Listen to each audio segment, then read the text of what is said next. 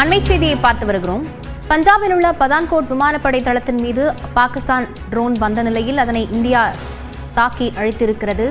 பஞ்சாபில் உள்ள பதான்கோட் விமானப்படை தளத்தை நோக்கி வந்த பாகிஸ்தான் ட்ரோனை இந்திய ராணுவம் அழித்திருக்கிறது. இது தொடர்பான விவரங்களுடன் செய்தியாளர் முகிலன் இணைகிறார். முகிலன், தற்போது வந்திருக்கக்கூடிய செய்தி என்ன? லவண்யா, தற்போது பத்தான்கோட்டில் இருக்கக்கூடிய அந்த விமானப்படை நிலையத்தின் அருகில் ஒரு பயங்கர சத்தம் கேட்டிருக்கிறது. அதைத் தொடர்ந்து தற்போது கரும்புகையும் அந்த பகுதியில் எழும்பக்கூடிய அந்த காட்சிகளை நாம் பார்த்து வருகிறோம். இதுவரை இதற்கான காரணம் என்ன என்பது தெரியவில்லை. ஆனால் நேற்று முதலே இந்த பத்தான்கோட் பகுதியில் தொடர் தாக்குதலில் பாகிஸ்தான் ஈடுபட முயற்சித்து வருகிறது.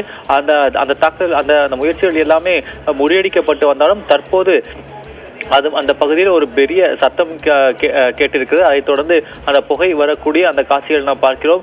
இது ட்ரோனினால் ஏதேனும் தாக்குதல் நடத்தப்பட்டதா, இல்ல ட்ரோனில் நடுவானில் அதை தாக்கி அழித்த போது ஏற்பட்ட புகையா என்பது இதுவரை தகவல் தெரியவில்லை. ஆனால் இந்த பஞ்சாப் ஹிமாச்சல் எல்லையில் இருக்கக்கூடிய இந்த பத்தன்கோட் பகுதியில் தான் தற்போது ஒரு பயங்கர சத்தத்துடன் அந்த கரும்புகை எழக்கூடிய காட்சிகளை நாம் பார்த்து வருகிறோம். ஏற்கனவே நேற்று உத்தம்பூரில் இருக்கக்கூடிய விமானப்படை தளத்தில் மீது இதே மாதிரி ஒரு தாக்குதலானது நடைபெற்றது. அது அதிகாரப்பூர்வமாகவும் இன்று உறுதி செய்யப்பட்டு உத்தம்பூர் இந்த விமானப்படை தளத்தில் சிலருக்கு லேசான காயங்கள் மற்றும் அங்கு இருக்கக்கூடிய அந்த கட்டமைப்புகள் சிறிய காயங்கள் ஏற்பட்டதாகவும் இன்று பத்திரிகையாளர் சந்திப்பில் உறுதி செய்யப்பட்டது. தற்போது பத்தன்கோட் பகுதியில் அதே போல ஒரு சத்தமும் கேட்டிருக்கிறது.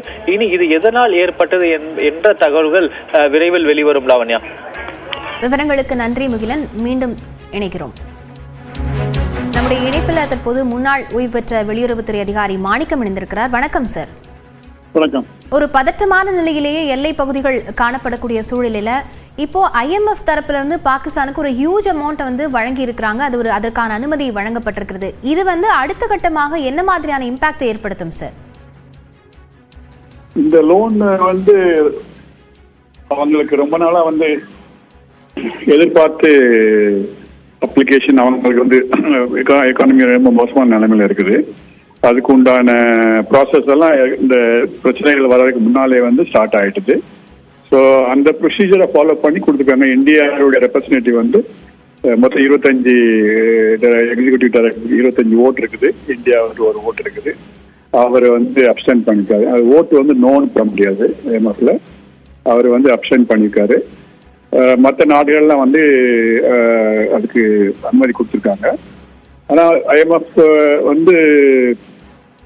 கொடுத்தது எதிர்பார்த்த ஒரு செய்தி தான். அதை பத்தி இப்போ கொஞ்ச நாள் காட்டி தான் அதனுடைய எதுக்காக கொடுத்தாங்க, அதோட என்ன விலைன்னு சொல்ல முடியும். இந்த தருணத்துல அதை பத்தி நம்ம விவாதிக்க தேவையில்லை. நம்ம ராணுவத்தை ஸ்ட்ராங்கா சப்போர்ட் பண்ணோம். நம்ம ராணுவம் தயாரான நிலைமையில் இருக்குது. பார்த்துக்கிட்டு இருக்கீங்க எவ்வளவு ராணுவம் ஆக்ஷன் நடந்துகிட்டு இருக்குது. இப்போது தற்சமயம் சண்டை பெருசா வர மாதிரி தெரியுது. திரு மாணிக்கம், நீங்க சொன்னது மாதிரி இப்போ வெளியுறவுத்துறை செயலாளர்கள் அவர்கள் செய்தியாளர்களை சந்திக்கும் போதும் குறிப்பிட்டிருக்கிறாங்க, சண்டையிடும் நோக்கத்திலேயே தான் பாகிஸ்தான் தொடர்ந்து அத்துமீறி தாக்குதல்களை நடத்தி வருகிறது அப்படின்னு குறிப்பிட்டிருக்கிறாங்க. இதுக்கான கவுண்டர் அட்டாக் அடுத்தபடியாக இந்தியா தரப்புல இருந்து எப்படி எடுக்கப்படும் சார்? அவங்களுக்கு நான் உங்க சேனல்ல முதல் அட்டாக் நம்ம பதிலடி கொடுத்தோம்ல, பஹல்காம் அட்டாக், அப்பவே நான் சொல்லியிருந்தேன், நம்ம 9 இடத்துல அட்டாக் பண்ணிருக்கிறது ரொம்ப தாக்குதல் அதிகமா இருந்தா அவங்க கண்டிப்பா அவங்கள அவங்கள பாதிச்சிருக்கும் ரொம்ப. ஆனா அங்க இருந்து நமக்கு செய்திகள் எல்லாம் சரியான வர்றது கிடையாது.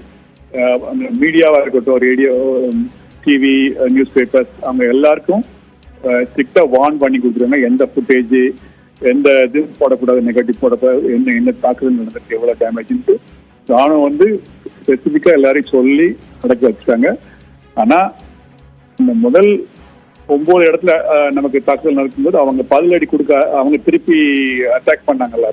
இப்போ 2வது தடவை பண்ணிருக்காங்க. இப்போ 3வது தடவை இன்னைக்கு நடக்கும் போது அது எல்லாமே அவங்க பாகிஸ்தான்காரங்களுக்கு நிறைய சேதம் வந்துச்சு. ஃபர்ஸ்ட் முதல் பதிலடி கொடுத்தது, 2வது ரேடார்ஸ் எல்லாத்தையும் டிஸ்ட்ராய் பண்ணது, 3வது இப்போ 3 முக்கியமான ஏர்பேஸ் வந்து நம்ம அட்டாக் பண்ணியிருக்கோம் அன்றைக்கு ஏர்லி மார்னிங். அவங்க வந்து மிசைல்ஸ் நமக்கு ஃபர்ஸ்ட் டைம் வந்து இப்போ ஃபாஸ்ட் மூவிங் வந்து ரொம்ப வேகமான ஒரு மிசைலை வந்து இந்தியா நோக்கி விட்டுருக்காங்க. ஆனால் நம்மளுடைய